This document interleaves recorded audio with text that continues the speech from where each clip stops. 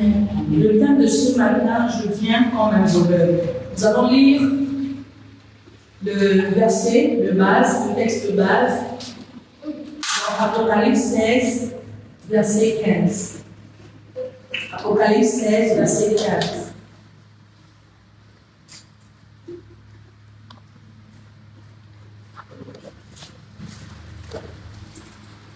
Apocalypse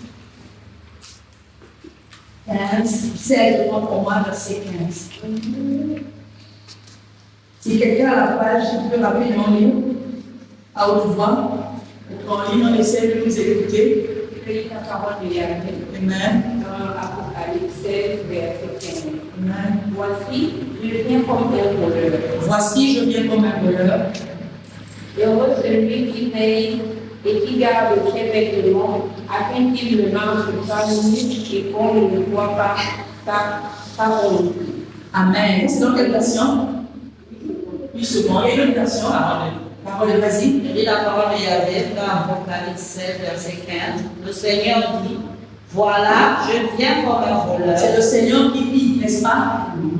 Voilà. Voilà, je viens comme un voleur. Il est heureux, celui qui ne s'endort pas et qui garde ses vêtements à côté de lui. Ainsi, il ne marchera pas tout nu et il n'aura pas honte quand les gens le trouveront. Ah, j'aime la version là-bas.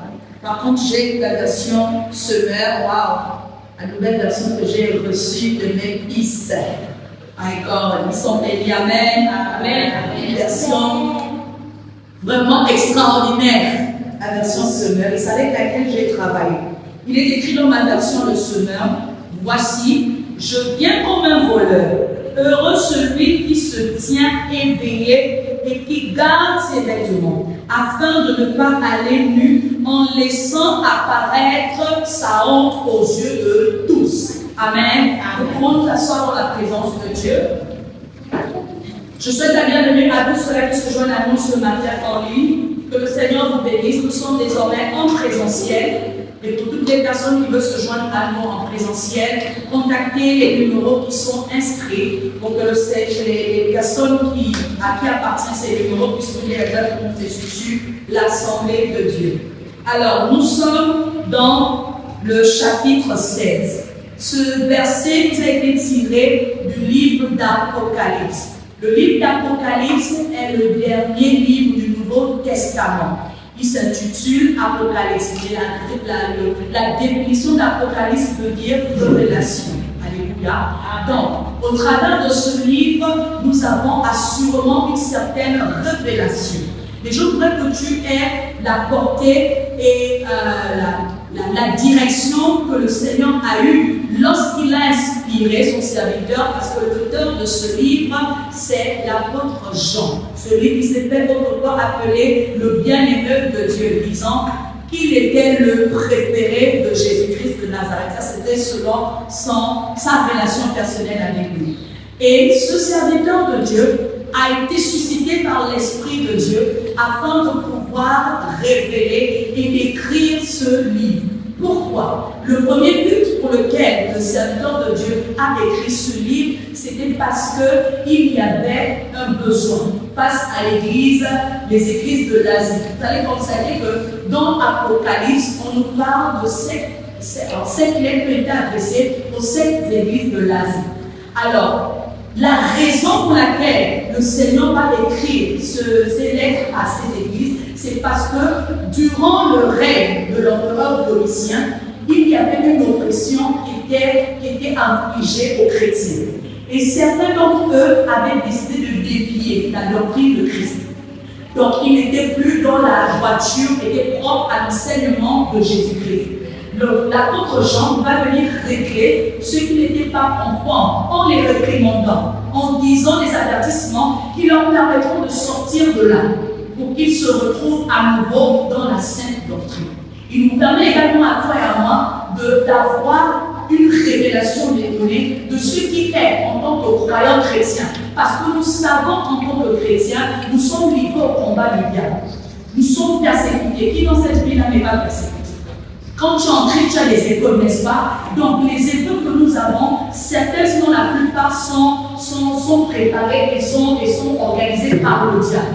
Donc, il nous avertit de ces réalités, mais il nous rassure également qu'au sortir de ce combat, nous aurons la victoire en Dieu. Donc, dans la révélation d'Apocalypse, je sais que la plupart d'entre vous, vous avez toujours eu l'impression qu'il s'agit des derniers jours, n'est-ce pas? Lorsque le Seigneur va revenir et qu'on va partir au ciel. Mais je veux te dire qu'avant cette étape-là, il y a l'étape aussi que tu vis lorsque le Seigneur t'exauce. Amen. Quand tu sors d'une tribulation, quand tu sors d'une épreuve, tu es exaucé, n'est-ce pas? Tu es triomphant à cause de Dieu. Donc, l'Apocalypse n'est pas seulement pour l'avenir au-delà, mais c'est également une assurance pour toi et moi en Christ de se dire que le Seigneur nous donne la victoire au temps convenable. Amen. Donc, par ces écrits, quand tu regardes l'Apocalypse, le livre, tu vas constater que le livre a beaucoup de types d'approches. Il y a le type Apocalypse qui veut avoir de la révélation par sa nature, le style. Il y a des choses, on lisait, les chevaux blancs, vraiment c'est de l'imagination. Quand tu regardes, tu as l'impression de se dire que c'est une bande dessinée. Il y a également le prophétique. Il avertit des choses à venir, d'accord? Donc c'est un style abordé dans le livre. Mais il y a aussi l'épître. L'épître, c'est quoi? Ce sont les lettres qu'on a adressées à une personne spécifique. Et les lettres étaient adressées aux 7 églises. Donc, par ces différentes explications liées au livre d'Apocalypse, tu peux avoir le contexte historique de comment est-ce que ce livre a été écrit par l'apôtre Jean.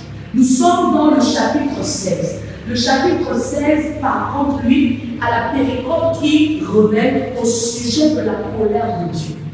Donc, les 7 anges qui avaient été suscités par le Seigneur pour pouvoir révéler sa colère. Yes. C'est pourquoi il est important de parfois connaître pour savoir ce qu'il en est lorsqu'on parle de la colère de Dieu. Mais ce n'est pas ça notre thématique du jour. Donc, on a cette période-là. Ensuite, on arrive à la parenthèse qui prépare Armageddon. Qu'est-ce que j'ai entendu? Armageddon. Armageddon. Qu'est-ce que tu as entendu d'Armageddon? On a dit que c'est la fin des temps, vraiment. Non. Armageddon, c'est d'abord une montagne qui se dit Megiddo. D'accord? Et c'est là où se rassemblaient autrefois les différents rois, d'accord, de Baal et qui combattaient. Donc, quand on parle d'Armageddon, on est en train de révéler le lieu où se rassemblera les rois pour combattre Jésus-Christ de Nazareth. Yes. Donc, c'est un lieu qui parle de rassemblement. Alléluia. Et quand on parle, quand certaines personnes ont décidé d'attribuer cela, la fin des temps, en fait, ils étaient en train de comparer comme. Pourquoi? Parce que lorsque le Seigneur, dans l'Apocalypse, devait le jugement dernier, il y aura un combat. Quand tu lis, tu vas remarquer qu'on parle des démons avant le verset, je crois que le verset 14, il parle, et ce sont des esprits démoniaques qui accomplissent des signes prodigieux. Ils sont bons pour trouver les rois du monde entier, pour les rassembler, pour le combat du grand jour du Dieu Tout-Puissant. En fait, il faut une approche avec Armageddon, mais ce n'est pas Armageddon. Armageddon, c'est un lieu. Yes. Où se rassemblent les rois pour combattre Jésus-Christ. D'accord? Donc, nous sommes dans le verset 15. Le verset 15 nous parle dans une version que je crois que Madame Madali a lu, il dit Jésus dit, non, le Seigneur dit. Ça veut dire que c'est Dieu lui-même qui parle. À qui? À l'apôtre Jean. Ça veut dire que s'il a parlé à l'apôtre Jean, c'est qu'il peut également droit de parler. Il peut venir et dire Larry, d'accord? Il peut venir et dire Chancé, il peut venir et dire une personne qui est en ligne, d'accord? Donc le Seigneur a la capacité de te parler et de me parler. Alléluia. Et quand le Seigneur nous parle, généralement, il nous parle pour nous révéler une pensée bien définie. Alléluia. Il nous parle pour nous donner une direction bien déterminée, d'accord? Il ne nous parle pas en fait, il nous parle toujours avec un but. Parce qu'il est question que nous sachions ce que nous devons faire en tant qu'enfants ou ce que nous devons faire en tant que créatures. Le Seigneur ne parle pas aux chrétiens. Le Seigneur ne parle pas aux croyants. Le Seigneur parle également à la créature. Yes. Est-ce que vous voyez? Le Seigneur peut nourrir en toi une intuition. Tu sens que ce n'est pas quelqu'un de simple. Tu sens que ce n'est pas poussé par une simple chose. C'est le Seigneur qui prépare. C'est important de le dire ça. Donc le Seigneur vient à Jean et lui dit, je viens comme un voleur. Wow. Je viens comme un voleur. Il dit, heureux celui, ce que nous avons lu. Avant qu'on ne décortique la thématique, le texte nous dit, je viens comme un voleur. C'est quoi? C'est qui? Le Seigneur. Puisque c'est lui qui s'adresse à l'apôtre Jean. Je viens. Donc c'est un pronom personnel. Viens, c'est le verbe venir, n'est-ce pas? C'est s'approcher, c'est s'avancer, n'est-ce pas? Ça veut dire que assurément, c'est une action qui est posée pour aller quelque part vers un but. La personne à qui il s'adresse vers ceux qui projettent, vers là où il projette se rendre. Ensuite, il dit comme. D'accord? C'est une conjonction qui compare. Comme un voleur. Le voleur, c'est qui? C'est quelqu'un qui vient, qui prend ce qui est autrui, n'est-ce pas? Qui vient, qui prend ce qui lui appartient, pas qui agit de telle sorte à ce qu'il, on appelle comment? Il viole, d'accord, le territoire de l'autre, qui n'est pas le sien. La question que nous allons nous poser ce matin, c'est qu'est-ce que le Seigneur a dit? Dans cette révélation, non, c'est la conclusion, excusez-moi. Que devons-nous comprendre derrière l'avertissement de la venue de Dieu comme un voleur? S'il fait une comparaison, s'il fait une comparaison, c'est qu'il y a une révélation. Ça veut dire qu'il n'est pas similaire à. Comme ça veut dire que c'est semblable, n'est-ce pas? Mais ce n'est pas forcément l'intégralité, ce n'est pas forcément ça, n'est-ce pas? C'est comme. C'est comme un symbole, on peut utiliser un symbole pour démontrer quelque chose, mais ce n'est pas ça. Je prends l'huile d'onction. Quand on dit l'huile d'onction, on dit que l'onction c'est le Saint-Esprit, n'est-ce pas? Est-ce que dans l'huile d'onction tu peux voir le Saint-Esprit?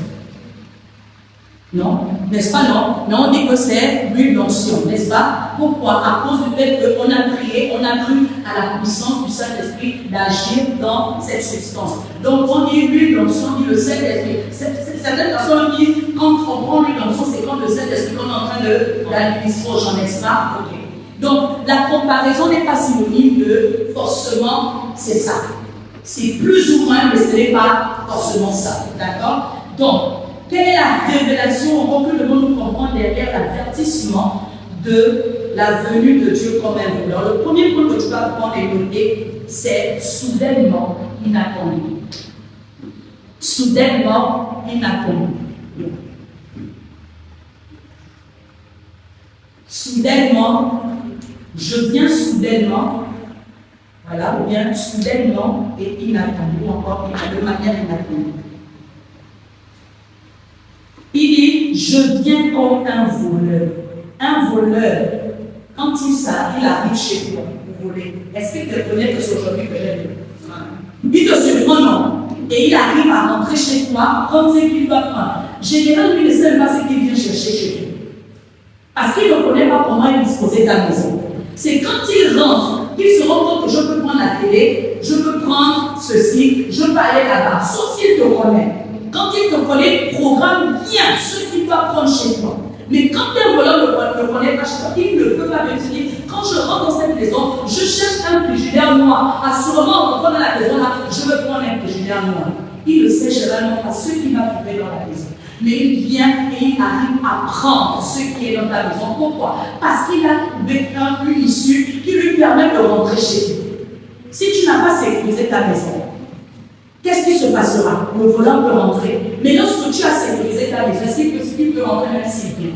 Donc, lorsqu'un voleur te visite, il vient avec les intentions de te prendre quelque chose. Lorsqu'un voleur arrive, il vient sans te revenir. Ça veut dire quoi? Pourquoi tu vas comprendre la comparaison? C'est que le Seigneur est en train de nous dire ce matin qu'il ne va jamais avertir les souverains.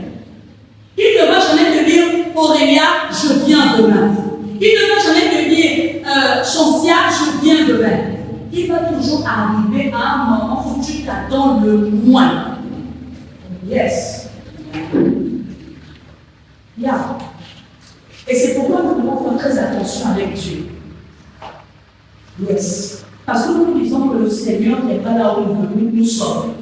Mais le Seigneur n'arrive jamais là où nous sommes, là où nous attendons. Le Seigneur vient là où nous l'attendons, on s'y attend le moins, en fait, Jean-Claude. Pourquoi tu vas savoir ça et comprendre qu'il n'y a pas que, par exemple, le fait de pouvoir te juger que le Seigneur arrive. Le Seigneur également peut t'exaucer comme un voleur. Il vient te surprendre après que tu aies longtemps prié pour autre chose. Le soudainement de Dieu n'est pas forcément pour te juger, comme l'indique le verset que nous avons lu. Parce que dans le verset que nous avons lu, le soudainement, l'arrivée de Dieu comme un voleur, sous-entend et explique, révèle qu'il vient juger, n'est-ce pas? Mais quand Dieu vient, il ne vient pas seulement juger pour te condamner. Parfois, il vient juger pour t'accomplir. Donc, toi, il te lève et il combat celui qui te combat. Tu ne dois pas te positionner forcément comme un pécheur. Tu ne dois pas forcément te positionner comme quelqu'un qui attend avec culpabilité que le Seigneur arrive. Parfois, le jour de l'exaucement de Dieu ne sera pas le temps où tu t'attends. L'accomplissement de Dieu dans ta vie ne sera jamais le moment où tu t'attends. Il viendra toujours au moment où tu t'attends le moins. Dans une apparence parfois bizarre. Dans une apparence parfois que tu ne pouvais même pas te dire que la direction, c'est la direction qui m'emmène à Dieu. Mais c'est la voie qu'il peut utiliser, une voie soudaine, une réaction soudaine, un signe soudain, une manière soudaine. Parce qu'il veut désormais t'accomplir. Donc il vient de façon soudaine, il vient de manière inattendue.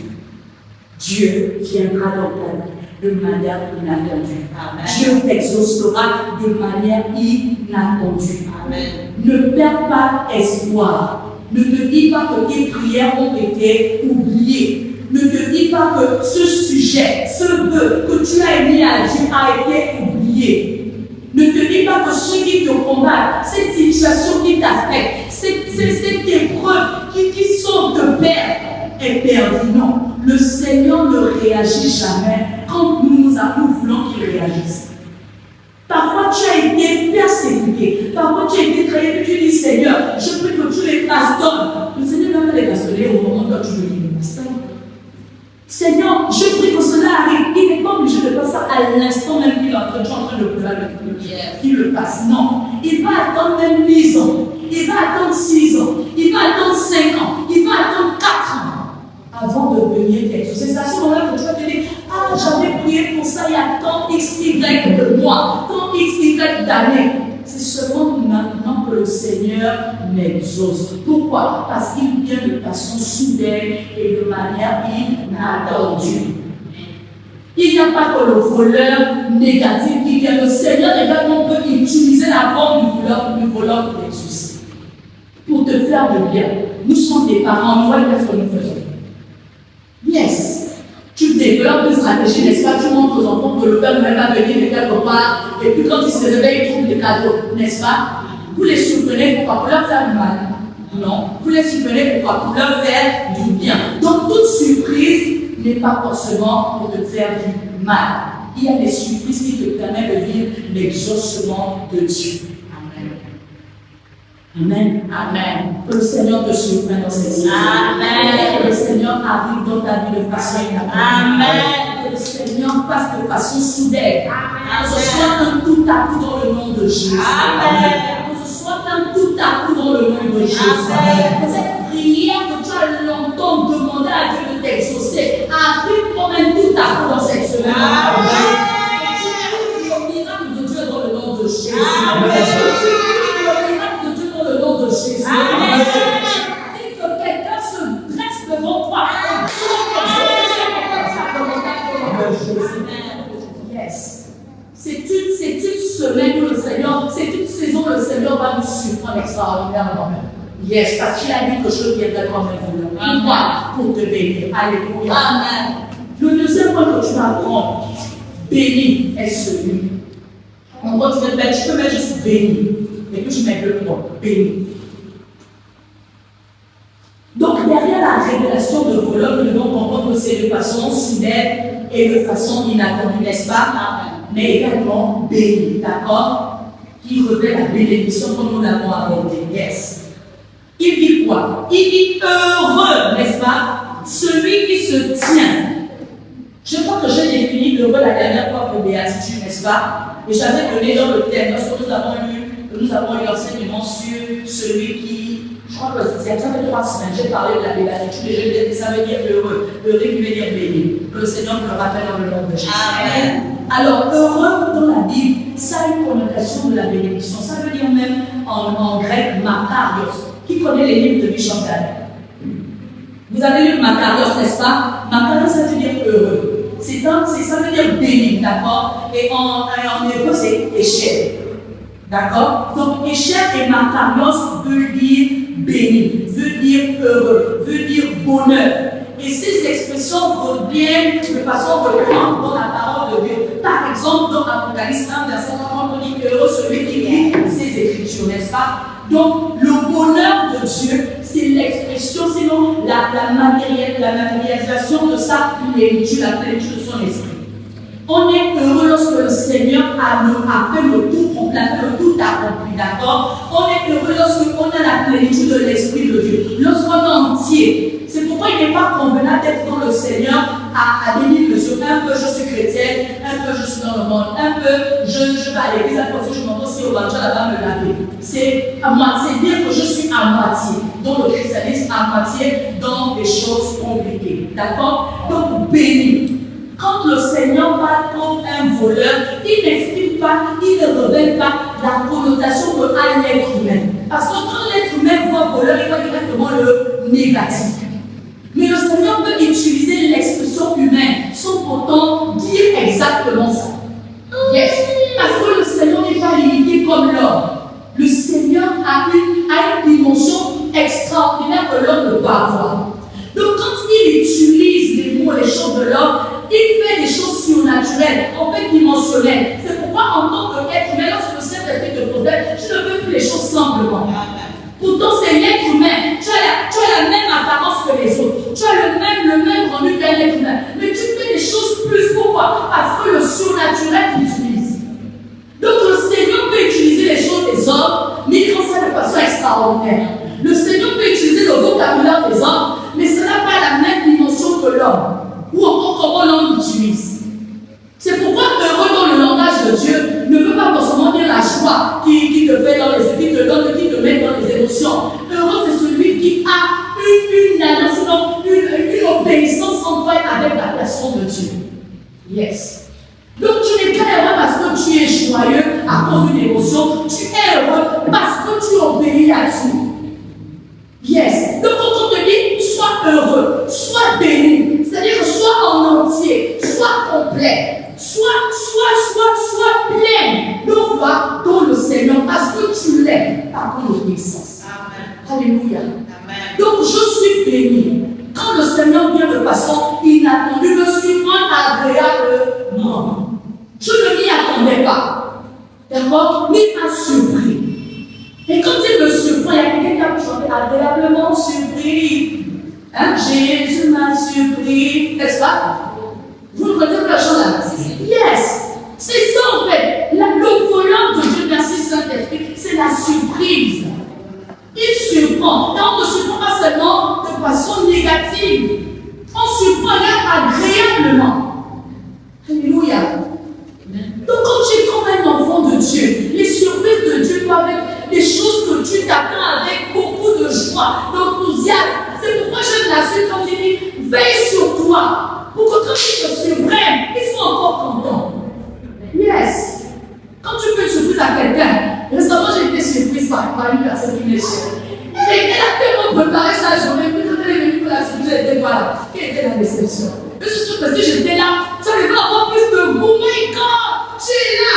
Est-ce que vous voyez un peu? Pour dire quoi? L'absence que j'ai eue peut symboliser le péché, peut symboliser le fait que je me retrouve nu.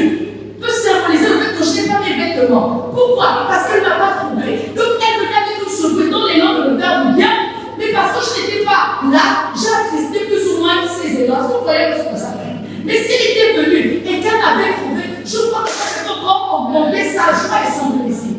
Donc quand le Seigneur vient comme un volant, il ne vient pas d'abord de te tuer, il vient de l'entour de surprendre son enfant. Et puis quand il vient, il te regarde, il dit my God, qu'est-ce que je fais comme ça pour ma journée de bénir? Il prend son cadeau, il te regarde. Est-ce que je parle à un ce matin? Alléluia. Oh, j'aime la parole. Yes. Dieu est notre ami, n'est pas notre ennemi. Il est un Père et donne grâce à châtier et ça fait bien. Alléluia. Amen. Donc tu es béni quand le Seigneur te visite. Même s'il te surprend, tu es béni. Parce que quand il te surprend, il ne te surprend pas comme le voleur qui vient te combattre. Il te surprend parce qu'il veut te surprendre agréable. Il te donne, plus pour toi, tu dis je suis béni au nom de Jésus. Je suis béni au nom de Jésus. Yes, je suis visité agréablement au nom de Jésus. Je suis visité agréablement au nom de Jésus. Yes. Tu dois prophétiser sur toi. Quand la prophétesse va dire je suis venu prophétiser sur toi. Parce qu'il est versé qui va prendre courage. Alléluia. Tu proclames sur ta vie. Yes, Seigneur, surprends-moi. Tu vas dire, papa, ce matin, je vais être surprise. Je vais être surprise. Visite-moi comme un voleur pour le déclare. Parce que tu vas me surprendre. Je vais être béni. Quand je ne te donne pas la direction de ma bénédiction. Mais parce que tu es mon Père, tu connais mon besoin. Surprends-moi agréablement. Il est bon et fidèle. Il sera juste le faire selon tes déclarations prophétiques. Alléluia. Amen. Amen. Le point 1, vigilant. Lorsqu'on est fils de Dieu, on doit être vigilant. Qui est d'accord avec moi? Lorsqu'on est fils de Dieu, on doit être éveillé. Qui est d'accord avec moi? Yes. Un enfant de Dieu ne peut pas être regardant. Un enfant de Dieu ne peut pas dormir. Il est celui qui le sommeille ça veut dire qu'il ne connaît pas un moment de rire. Il est toujours en éveil. Mais tu es fils de celui qui le sommeille et le dort quand tu dors. Ça n'a pas de sens, n'est-ce pas? Tu dois être vigilant, tu dois être en alerte. Tu dois toujours être là. Qu'est-ce que je peux? Être en éveil, c'est pas tu es humain. Tu es obligé de connaître le sommeil, n'est-ce pas? Physique. Mais c'est toujours, tu ne peux pas être un enfant de Dieu. Tu arrives dans un endroit, tu ne peux pas le rentrer. Tu arrives dans un bureau, tu ne peux pas le rentrer. Un enfant de Dieu, tu connais que tous les jours tu es combattu par l'ennemi. Parce que tu es décidé d'appartenir à Jésus. Mais ils te reconnaissent parce que tu as la marque de Jésus. Donc quand tu arrives dans un bureau de quelqu'un qui ne prie pas Jésus, tu as déjà la marque de Jésus. Ah, voici mon ennemi. Voici mon adversaire. Il commence à t'envoyer des balles. Il ne te connaît pas le sang, il ne te connaît pas de ta fréquentation. Il te connaît de ta raison. Il sait que tu n'es pas de son côté. On dit souvent dans la tête, est-ce que tu es de l'autre, n'est-ce pas? Il connaît que tu n'es pas de l'heure. Toi, tu viens, tu m'enfuis, tu viens me demander quelque chose. Hein? Oui, monsieur, oui, bonjour, oui, je vais solliciter. Ah bon? Avant de rentrer dans un mode là, quand toi, tu arrives à je me couvre dans le sang de Jésus. Papa, tu as ministre un cercle qui m'entoure maintenant de tes anges. Quand je rentre, que ce soit le feu qui me voit et qui ne me voit pas. Et qu'ils écoutent seulement la voix parce que toi, tu parles en moi. Amen. Il faut être bizarre. Dans la vie, on est, et c'est ça. Être vigilant, c'est être toujours. Tu dois toujours montrer que tu n'es pas une nature simple. Tu es la nature du Fils de Dieu. Donc, des élus divins. Tu ne peux pas être naturel. Tu vois de l'eau. Tu sais pas que même la Sainte là, avant de voir Seigneur, qu'elle se transforme en ta source de vie. L'eau, c'est une cure, n'est-ce pas, qui fait du bien au corps. Donc, quand tu pries sur l'eau que tu dois boire, et que tu prennes cela, tu te guéris physiquement, mais spirituellement. Ça, la bonté ne peut me dire, la vérité, je te bénis sur une bouteille, non. La dépendance spirituelle, parfois, emmener beaucoup de serviteurs de Dieu à faire n'importe quoi avec les âmes de Dieu. Il faut prier. C'est ça, être vigilant. Être vigilant, c'est se dire que je dois poser les actes qui montrent que je ne suis pas un chrétien simple. Je suis un fils de Dieu. Amen. Je suis un enfant de Dieu. Amen. Tu prends l'argent, on est en train de parler avec des sœurs hier dans la foi. On disait que l'argent, il y a des personnes qui utilisent mal l'argent, qui emmènent ça dans les lieux compliqués. Quand tu fais la cantine, tu prendrais de ça. Tu ne connais pas comment le prix de faire son argent. Quand tu vas assurer, tu récupères de l'argent de différentes personnes. Mais quand tu dépenses, tu n'as pas payé, tu n'as pas sanctifié. Est-ce que l'argent n'a pas été payé? Yes. Parce que c'est une collecte de différentes personnes avec des différents esprits, aspirations différentes. C'est un esprit. S'ils n'ont pas donné la direction de Dieu, ils ont donné leur direction. Quand tu prends, tu associes avec celui-là qui. Donc la direction que toi tu peux donner à ton argent. Qu'est-ce que c'est?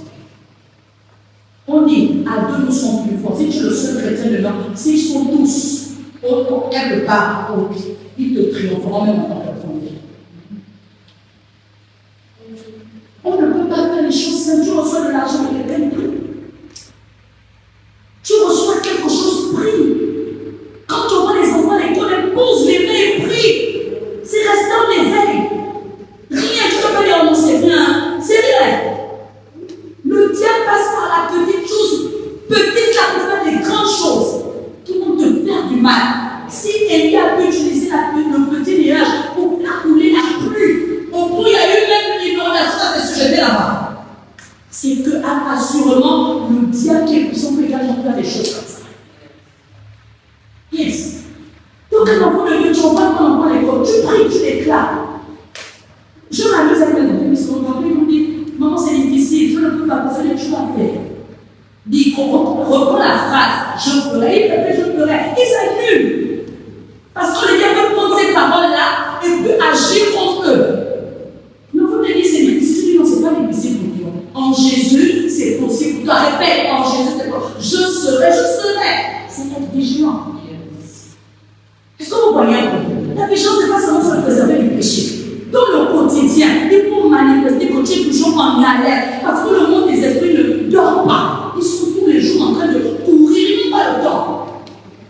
Il est là-bas. Est-ce que vous voyez un peu? Être vigilant.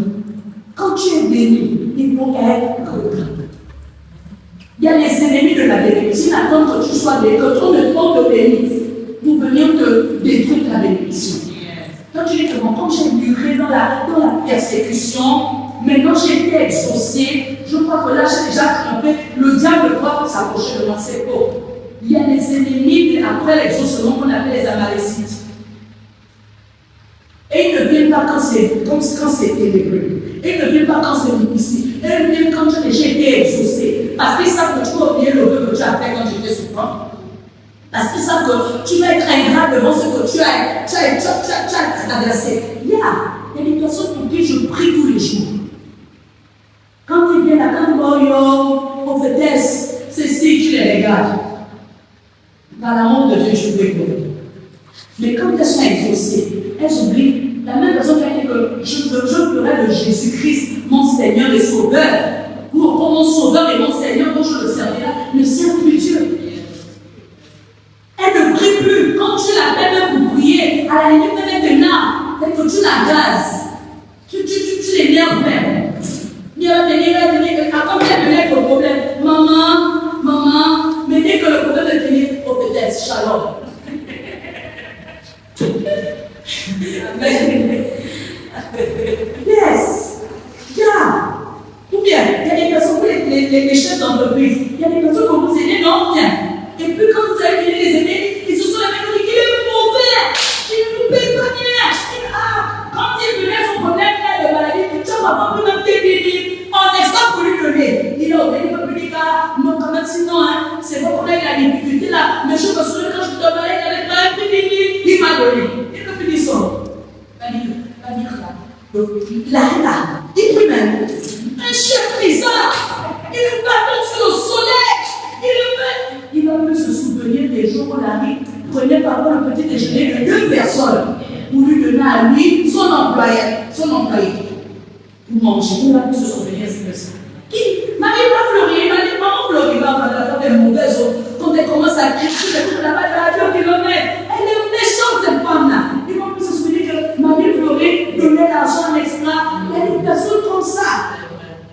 Il y a des personnes comme ça. Parce qu'il vient juste te tuer dans ton élévation. Il ne veut pas qu'on parle bien de ton entreprise. Il ne veut pas qu'on parle bien de ta personne. Il ne veut pas qu'on parle bien de ton mariage. Il ne veut pas qu'on parle bien de ta relation. Ils vont seulement mentionner le négatif pour te détruire. Et quand c'est comme tu es là, tu ne peux pas être vigilante. Je peux comme une personne qui se lèvera comme ma prospérité. Je peux dire, quand j'ai déjà eu là, j'ai déjà gagné là, c'est fini. Je suis déjà super heureux. Ah bon? Il dit, quand on a chassé un démon, si tu ne remplaces pas la place de ce démon-là par l'Esprit de Dieu, il est sorti pour aller chercher le confort. Quand il revient, il rentre à sec. Ça veut dire que si vous l'avez tué avec le feu une fois, quand il parle, il va chercher 7 autres Amalécites pour venir prendre tu as eu. Être vigilant. Amen. Il y a beaucoup d'exemples qu'on peut prendre. On ne va pas s'éterniser là pour ne pas pleurer. D'accord? 2.2, persévérer. Persévérer. Il faut persévérer.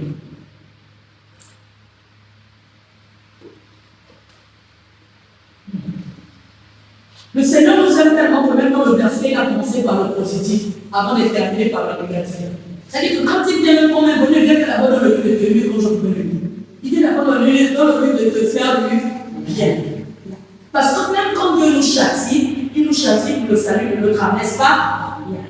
Il ne châtie pas comme le diable qui perd. Donc, persévère.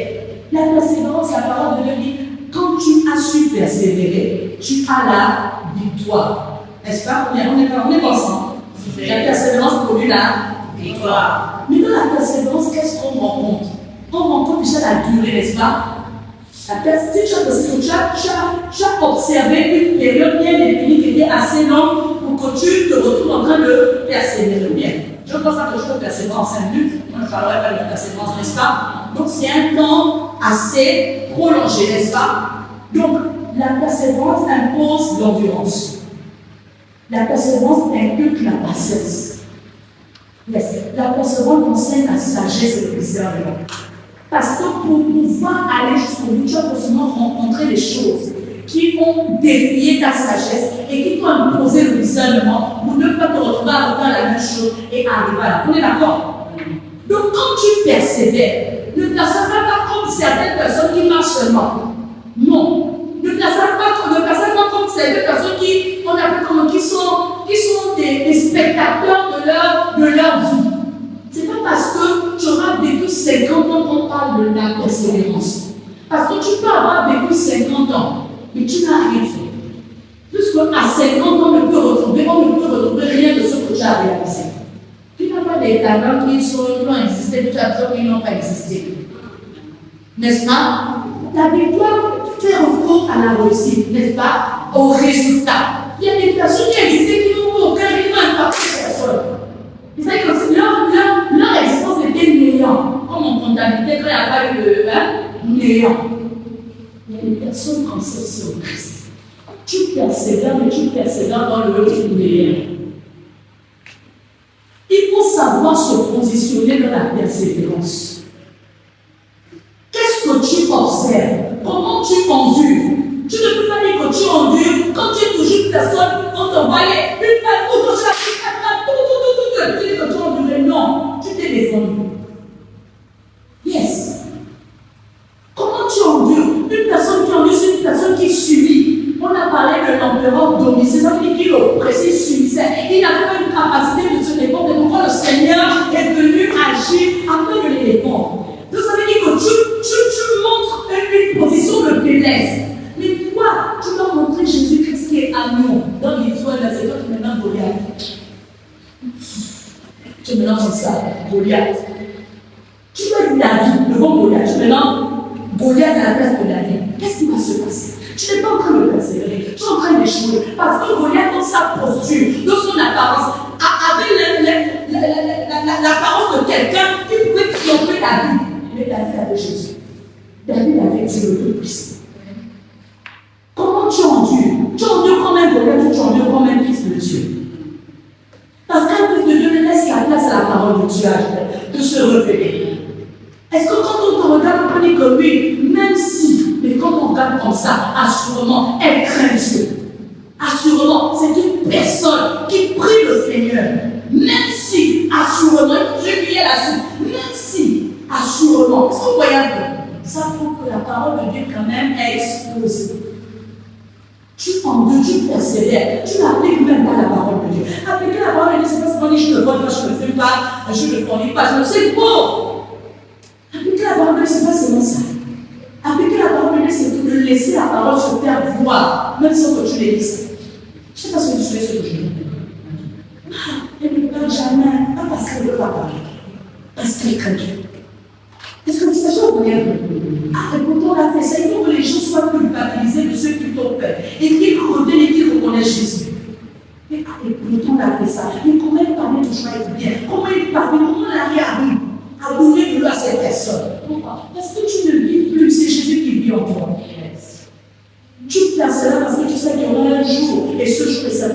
arrivé là où ils ont reconnu que Dieu est toujours. La venue de Dieu n'est pas seulement pour venir dire que j'arrive avec l'éternité. Non, c'est quand Dieu vient te justifier devant ceux qui t'ont persécuté. Alléluia. Savoir attendre l'endurance, la période. Ne soyons pas pressés de voir le Seigneur. C'est pourquoi en début, j'ai dit, on peut attendre même 4 ans pour que le Seigneur nous exauce. 6 ans. Yes. Yes, on peut attendre. J'ai prié, j'ai vraiment prié il y a 6 ans en arrière. J'ai dit, Seigneur, justifie-moi. Seigneur, je n'ai pas fait ça, Seigneur. Ah, quand j'ai écouté la lumière, j'ai dit, oh Dieu, c'est maintenant que tu me regardes. Ah oui, j'ai pas de Dieu. 6 ans après. Mais quand je priais, je voulais que le Seigneur agisse maintenant. Mais Dieu n'était pas là dans le maintenant. Et s'il n'avait pas attendu la période-là, je n'aurais pas compris pourquoi il a attendu cette période-là. Parce qu'il fallait pas que je me retrouve en train de mal attendre à Dieu, en train d'être impatient. Il fallait que je laisse le temps de travailler au point d'apprécier l'accomplissement d'aujourd'hui. Parce que même quand Dieu m'avait reconnu et justifié, même quand Dieu m'a justifié, j'ai eu compassion parce que je ne suis pas comme cette personne-là qui était mal envers moi. Au lieu de dire, oui, c'est bien fait, moi je dis, Seigneur, je te bénis parce que maintenant, ils vont te chercher. Amen. Est-ce que vous voyez, un enfant de Dieu ne s'attend pas à ce que les âmes de Dieu aillent en enfer forcément. Ça, c'est la part de Dieu. Mais ça, c'est la part de Dieu. Nous devons faire que les âmes de Dieu aillent vers Dieu. C'est notre façon de pouvoir manifester la patience, parce que Dieu était patient envers nous. Si tu étais, madame, si tu as été, tu as pu être, tu as tout. Directement, qu'est-ce qui allait se passer? Tu n'allais pas connaître, il s'appelle comment? Élie. Tu n'allais pas connaître Eliana, tu n'allais pas connaître. Vous voyez, la patience permet d'apprécier également les fruits qui sortent de là. Qui ne sont pas forcément mauvais. Parce que si tu avais tué Madame Ra à cause du fait qu'elle ait pris de la poêle il y a 2 ans, Élie, qui est son prophète, n'allait pas naître. Élie n'est pas sa mère. Est-ce que vous voyez un peu? La patience permet d'apprécier le rendu de Dieu pour qu'il soit glorifié. Et ça ne se limite pas à nous seulement. Donc, quand on se combat négativement, ce n'est pas seulement pour toi, mais c'est également pour Élie. Élie va naître. L'homme va naître. Ils ont tout va naître. Hein? Emmanuel va naître, n'est-ce pas? Si toi tu n'as pas servi Jésus comme sacrificateur, Emmanuel servira Jésus comme sacrificateur au nom de Jésus. Amen. Est-ce que vous voyez? Quand on est à la de tuer, toujours même dans les églises, avec des vidéos qui passent, ils prennent des matchs, on dirait que c'était, on appelle comme le groupe, je ne sais pas si vous suivez. Ils prennent, on tue nos ennemis. Est-ce qu'on va faire là? Comment on va faire cette implantation des âmes? Seigneur, localise les âmes. Est-ce qu'on peut faire cette prière rapidement? Comment pour les âmes? Seigneur, localise les âmes. Les âmes ont besoin de les rencontrer. Chaque frère dans la famille, chaque soeur dans la famille, prie pour qu'elle soit. Elle est mauvaise, c'est vrai. Il est mauvais, c'est vrai. Il t'a persécuté, c'est vrai. Ils t'ont trahi, c'est vrai. Ils t'ont critiqué, c'est vrai. Ils ont fait des prières à l'envers, c'est vrai. Mais prie parce qu'ils ont besoin de Jésus. Ils ont besoin de Jésus-Christ de leur arrêt. Ce sont des âmes perdues qui vont revenir à Dieu. Yes! Et nous sommes en train de faire la puissance.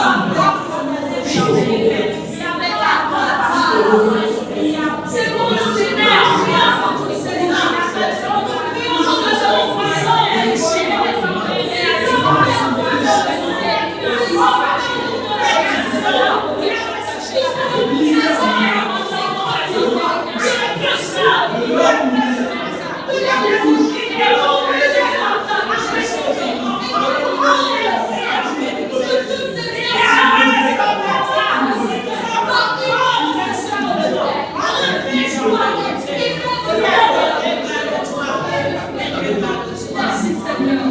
Pour les âmes que tu gardes dans la famille maternelle, pour les âmes que tu gardes dans la famille maternelle, pour les âmes que tu gardes dans la famille des hommes, béni sois-tu, parce que tu es digne. C'est au nom de Jésus-Christ de Nazareth.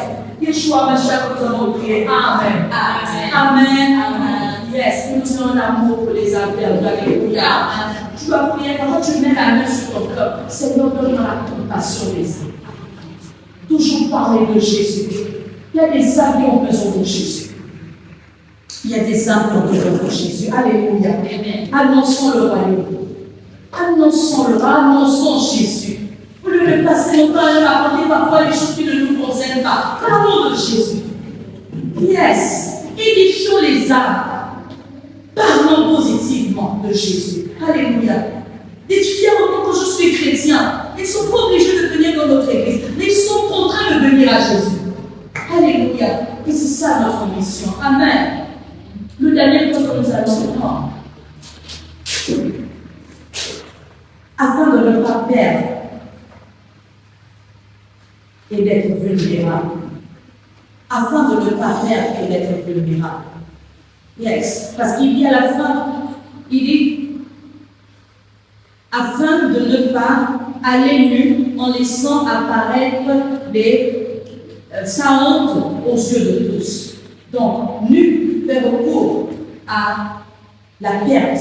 Parce que quand on te dépouille, n'est-ce pas, tu as l'impression d'être nu. Alléluia.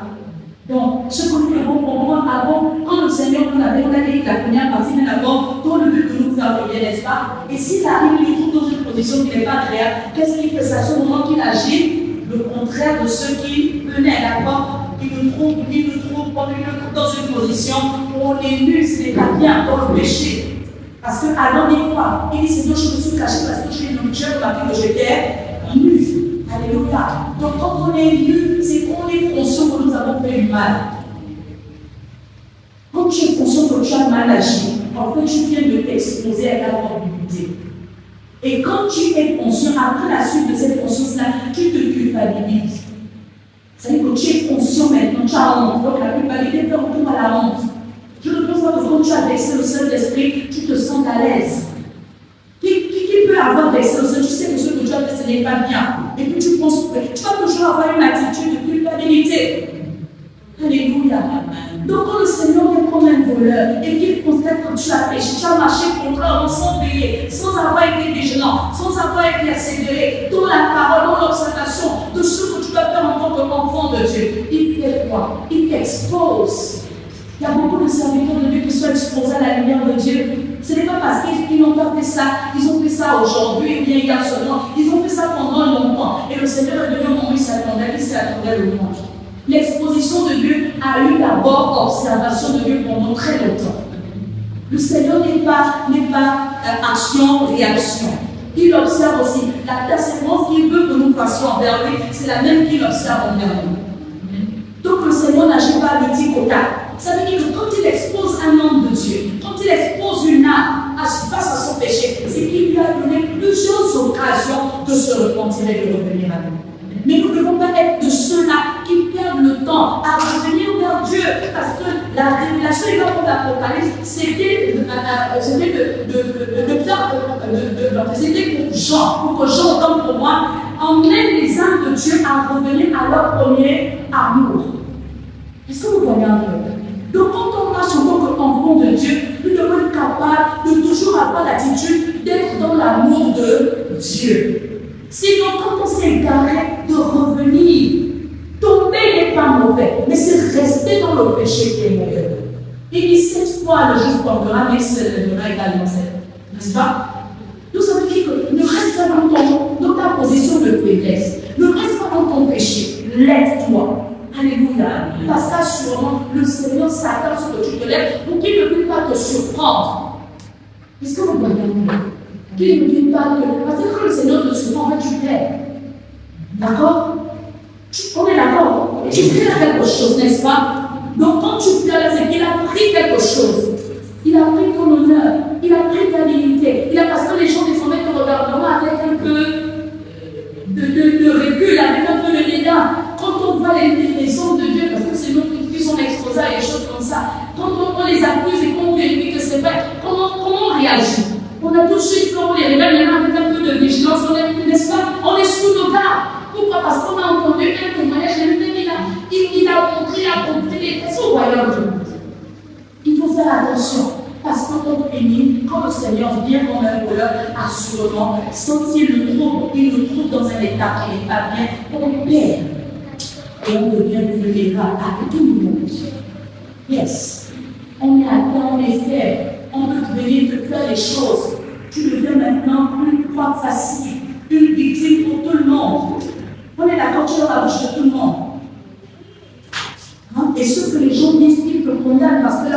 parole. Donc on a, yes, la parole, on a une personne.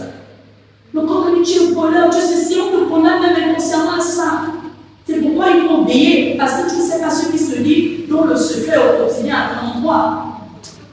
Il y a des gens qui professent du mal contre ta vie. Parce que quand tu parles mal de l'autre, tu es en train de tuer cette personne-là comme ce que tu es en train de vivre sur terre. Donc il faut prier, toi qui ne sais pas, quand on parle mal de toi parce que tu ne sais pas. Parce que tu vois un voyage. Voilà. Donc il faut qu'on parvienne à ne pas être de ceux-là qui perdent et qui deviennent vulnérables. En tant qu'enfant de Dieu, on n'est pas vulnérable, mais il est vulnérable. On est fort. Alléluia. Est-ce que tu peux encore prier ce matin avec moi? Tu vas prier pour toi. Tu vas dire, regarde, c'est un esprit de prière qui rentre avec moi ce matin. Et la prière brise le jour. Yes. La prière c'est avant, prise. Dis Seigneur, assurément il y a des choses, des faiblesses que tu as. Mais prie pour que le Seigneur ne les expose pas. Prie pour que ça n'arrive pas au point où le Seigneur t'expose ta dignité. Prie de telle façon que tu ne deviens pas vulnérable, que le diable ne t'atteigne pas facilement, que tu ne sois pas un sujet de scandale à cause de cette faiblesse, à cause de cet enterrement, à cause de cet orgueil, à cause de ce raisonnement, à cause de tout ce qui est. Renonce, prie, renonce, oublie qui est à côté de toi. Tu connais ta vie, tu connais ta vie, tu connais ta vie, tu connais ta vie, tu connais. Il y a des personnes qui parlent mal de toi. Il y a des choses qui sont venues contre ta vie. Il y a des situations, des frères qui contre ta destinée. Et tu dois prier cela. Parfois tu ne peux pas simplement. Tu dois rester ce que je professe ce jour. C'est la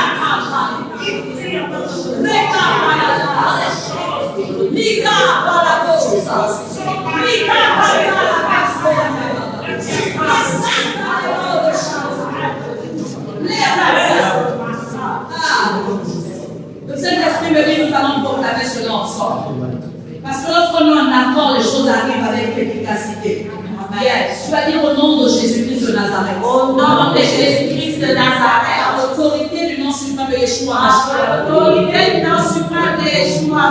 Père, ce matin, j'annule sur ma vie, dans ma destinée, tout plan de l'ennemi, assigné contre moi. Je proclame et je déclare. Je ne serai pas sujet d'un scandale. Autorité du nom suprême. Je prie et je déclare. Ma dignité ne sera pas exposée. Je prie et je déclare. On est point perdre au nom de Jésus-Christ de la terre. Je prie et je déclare. C'est pas vulnérable à la je proclame et je déclare. Que je persévère. Je suis béni. Je suis surpris. Le Seigneur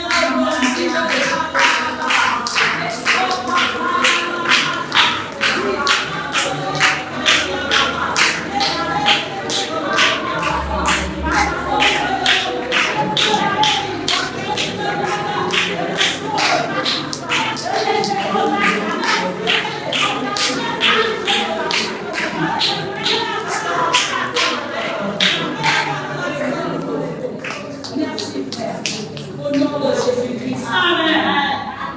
Rapidement, nous prenons la conclusion, on va passer au document. Yes. Jean de Saint-Esprit me dit non, donne la conclusion, demande à une personne de donner la conclusion. Qu'as-tu retenu de cette thématique ce matin? Poussé par le bon zèle de Dieu, donne ta conclusion. Qu'as-tu retenu ce matin? Yes. C'est important. En conclusion, nous devons retenir quelque chose, n'est-ce pas? Yes. Donc le Seigneur me dit de donner la conclusion. Et il va être capable de te donner une conclusion. Pour voir qu'ils sont véritablement compris. Yes. Allez-y. Alors, moi j'ai retenu que le Seigneur, vraiment, comme un voleur, il peut le faire soudainement, soit pour redresser, pour faire un redressement dans ta vie, bien il peut arriver soudainement parfois pour te bénir. Et pour que cela soit effectif, nous devons être vigilants, nous devons veiller, nous devons être endurants. Parce que il n'y a que celui-là qui persévère, qui finit par avoir un résultat, puisque importe sa qualité. Amen. Il y a quelqu'un qui a dit quelque chose là, madame, allez-y. Oui, il y a pas de souci. J'ai retenu dans ce verset aujourd'hui que le voleur dans ce chapitre n'est pas seulement un Dieu qui vient pour nous juger, pour nous punir, mais qui veut aussi nous surprendre positivement et agréablement. Mais que quand il vient dans ce moment-là, il faut qu'il nous trouve dans une attitude de prière, de gloire, de mauvaise posture, que nous devons être vigilants, regardants, revenant dans les chrétiens, de cesser d'aller dans des lieux en tant que chrétiens comme les enfants du monde, que nous devons prier en tout temps, prier pour nos enfants, prier pour nos biens, prier aussi pour les personnes qui sont nos ennemis. Nous ne devons pas seulement les combattre, mais nous devons aussi prier afin de les emmener à Christ. Tel est notre devoir en tant qu'évangéliste, en tant que chrétien, pasteur, prophète, servant du Seigneur. Amen. Wow. Vous êtes responsable, Amine. Tu as retenu quelque chose? Les décisions sur moi j'ai compris que le Seigneur, selon le thème qui a été donné, peut intervenir dans notre vie de manière surprenante. Et pas dans le but de nous faire du mal, mais sa surprise peut être favorable. Et ce qui va nous trouver dans notre position, ça va faciliter le fait que nous serons pas vulnérables et que nous devons être vigilants. Alléluia. Est-ce qu'on peut acclamer Dieu?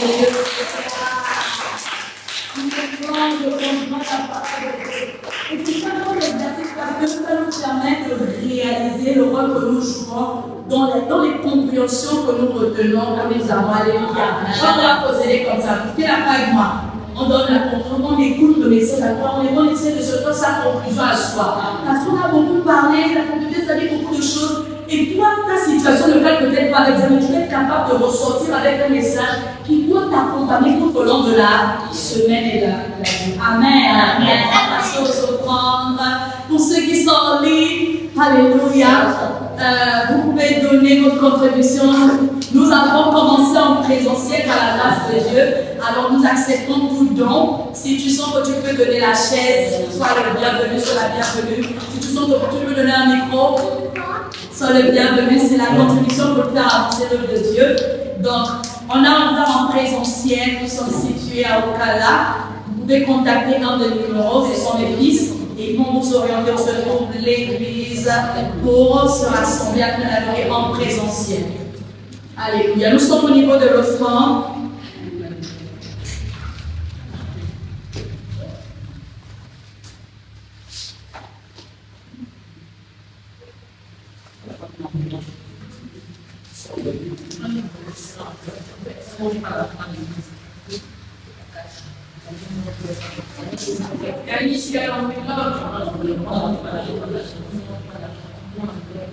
Alléluia, alléluia.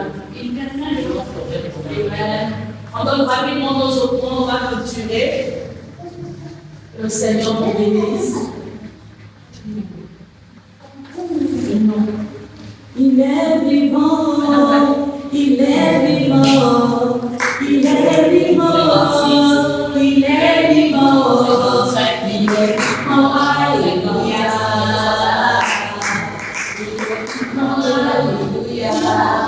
Il est vivant, il est vivant, il est vivant, il est vivant, il est vivant, il est vivant, alléluia. Il est vivant, alléluia. Tu peux chanter, tu peux chanter, tu peux chanter, tu peux chanter, tu peux chanter, alléluia. Tu peux chanter, alléluia.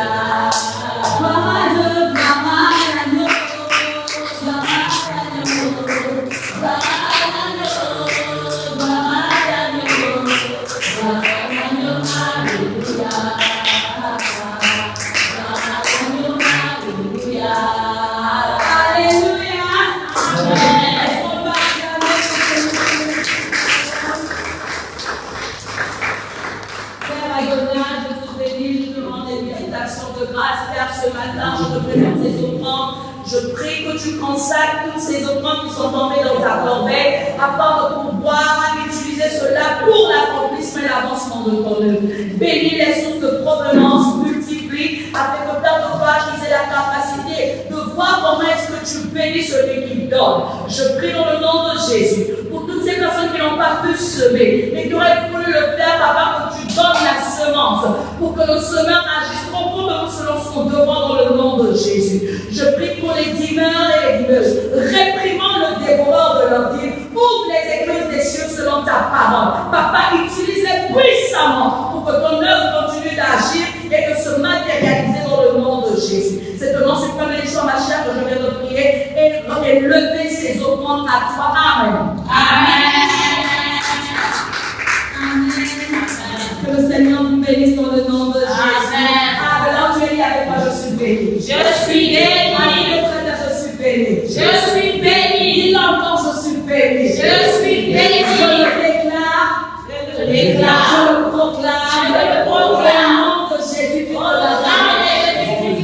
Ma famille est bénie. Ma famille est bénie. Mon époux est béni. Mon époux est béni. Mon épouse est bénie. Mon épouse est bénie. Mon bien-aimé est béni. Mon bien-aimé est béni. Ma bien-aimée est bénie. Ma bien-aimée est bénie. Les enfants sont bénis. Les enfants sont bénis. Les entreprises sont bénies. Les entreprises sont bénies. Mon pain quotidien est béni. Mon pain quotidien est béni. Les voix sont bénies. Les voix sont bénies. Au nom de Jésus.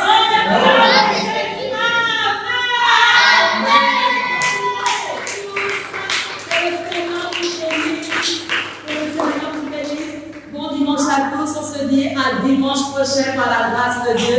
J'espère que vous avez été bénis, j'espère que vous avez été fortifiés, j'espère que le Seigneur vous a parlé particulièrement et je prie que cela se matérialise en chacun de vous. Shalom, shalom et à la prochaine.